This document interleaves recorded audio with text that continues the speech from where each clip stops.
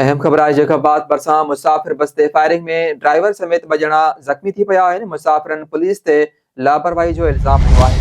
आबाद थाणे जी हद में टोल प्लाज़ा वटि अणॼातल जवाबदारनि बस खे रोकण जो इशारो कयो। गाॾी न रोकण ते फायरिंग कई वई।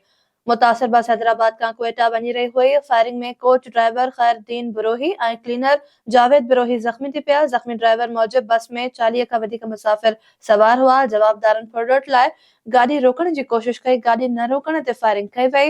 ॿिए पासे शहरनि पुलिस ऐं ॿियनि इदारनि जी कारकर्दगीअ ते सवाल उथिया आहिनि त क़ौमी शाहराह ते सरेआम बसनि ते हमला थी रहिया आहिनि पर केरु एक्शन खणण वारो नाहे। होॾां ज़ख़्मियुनि खे जैकबाबाद अस्पताल में मुंतक़िल कयो वियो त अस्पताल में सहूलियतुनि जी अणहूंद जी शिकायत साम्हूं आई। अव्हांखे ॿुधायूं जैकबाबाद भरिसां मुसाफ़िर बस ते फायरिंग में ड्राइवर समेत 2 ॼणा ज़ख़्मी थी पिया। मेयर शामिल थे वो बस निकरण से फायरिंग शुरू कयो।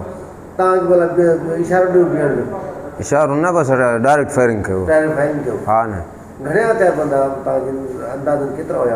यार 4-5 माण्हू असांजी नज़र में आयो। अच्छा हाणे जेको ज़ख़्मी थियो आहे उहो छा नालो आहे? जावेद नालो आहे, क्लीनर गाड़ी जो जी।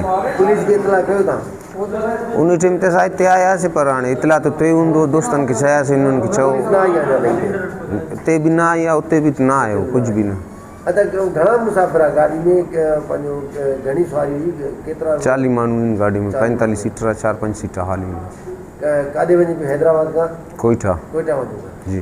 सर ये जैकबाबाद और शिकारपुर के बीच में आया और इन टाइम उस्ताद जी वही सुठी मेहनत हुई उस्ताद जी कि उस्ताद सभिनि खे असांखे बचाए और फुरण को बचाए आयो आहे। हे उनकी मेहनत आहे और उनकी काविश आहे। लेकिन असांखे सिविल अस्पताल के अंदर कोई भी सहूलियत न आहे, न इंतजामिया पुगल अञा तक कुछ भी ना है, न पुलिस आयो आहे, न डॉक्टर आया आहिनि, कोई सहूलियत न आहे।